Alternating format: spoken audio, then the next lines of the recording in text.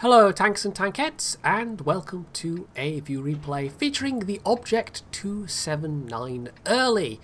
Now the last replay I featured was somebody doing the second lot of personal missions, and this is the ultimate reward. This is the one that you get after you've gotten the Chimera and the Excalibur? Yes, Excalibur. In fact, that's the first one that you get, the tier 6 tank destroyer. So I've looked at this, and just based on the little bit of reading I've done and looking at tanks.gg, it basically seems like a better IS-4. I mean, I might get corrected about this in the comments, but that's kind of how it seems like. It's got the IS-4's gun, essentially, except with better stats and a certainly much improved damage per minute figure. It doesn't have any kind of lower glasses plate. It's a very odd tank design indeed, and it's also basically impossible to damage it through the tracks because the hull is essentially flat. So it does have some advantages just on that basis alone. But armor-wise, it's like the IS-4, you know, it's going to resist a lot of regular AP shells, but it just takes switching to the premium rounds and suddenly that frontal armor isn't nearly so effective. It does also have the commander's hatches, or just the hatches rather, sticking out of the top of the turret, which is otherwise fairly tough to aim at if you are unwilling or unable to spam all of the gold ammo at the front armor of this thing. And so, although there are aspects of it that look very good, it just seems like a big premium magnet, just as the IS-4 can be. If you could get yourself into a side-scraping position, then it might even be more effective than the IS-4 because it has that inverted hull and the inverted side armor. But otherwise, frontally, you are at the mercy of, well, partly RNG and partly players reaching for their APCR or not. Now, talking of premium ammo, he's carrying a fair bit of it. This is, I should have even said, Morpheus de Stahlkäfer. And I'm a bit iffy on his usage of premium ammo in this game, to be honest. I wouldn't be showing it otherwise if it wasn't a good game. But I think he does use, at certain points, definitely ammo, premium ammo when he shouldn't be. He's firing his heat shells when he should be firing AP.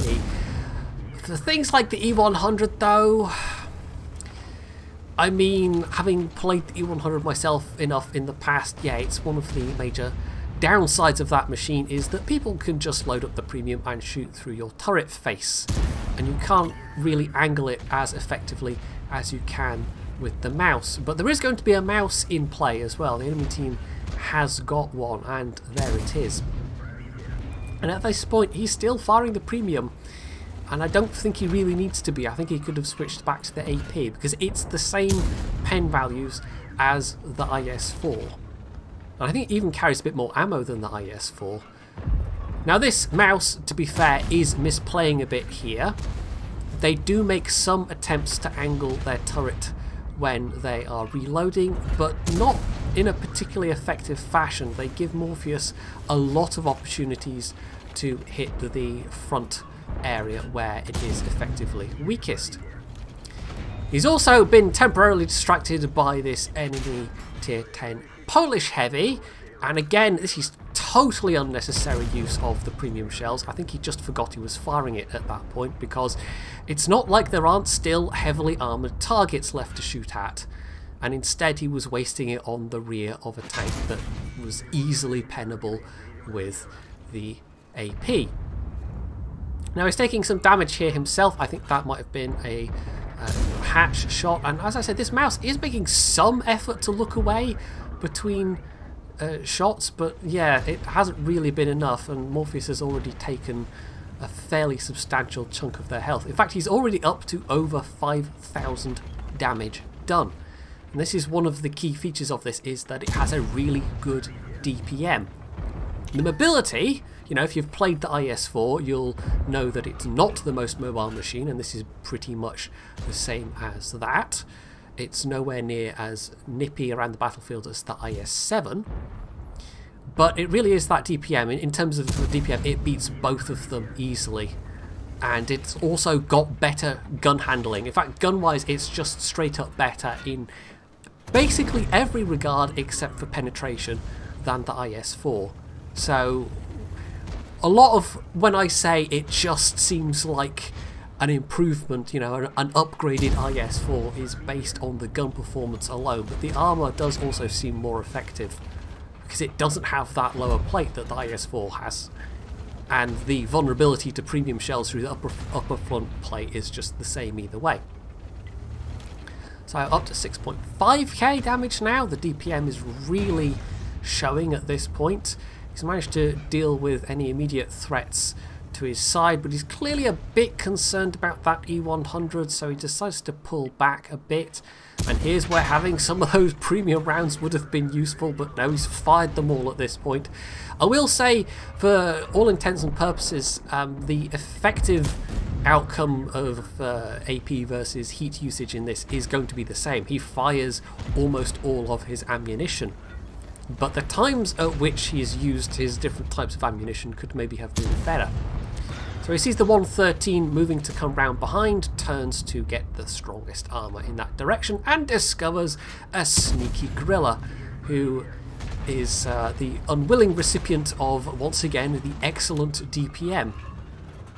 The 113 also shows up, but now he's got a bit of help from the 111-5A, kills the gorilla, and not so much help from that E100, who decided to drive round and give their rear to the enemy E100.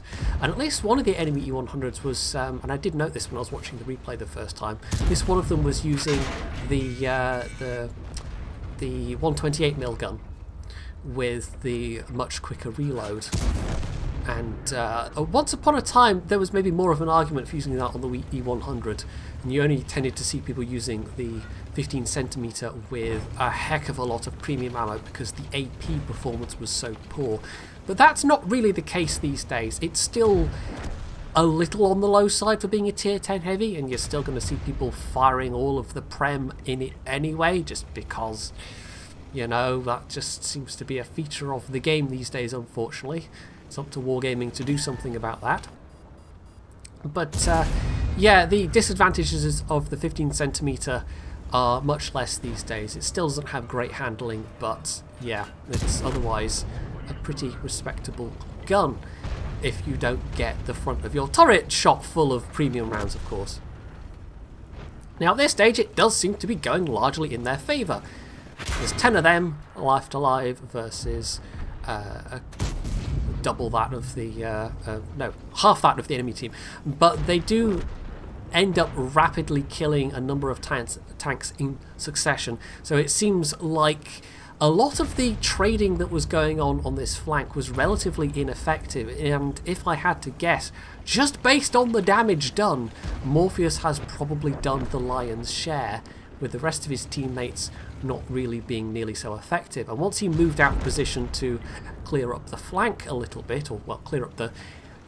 I wanted to say centre flank there, does that make any sense? Anyway, they've all pushed forwards into these defending enemy tanks and died.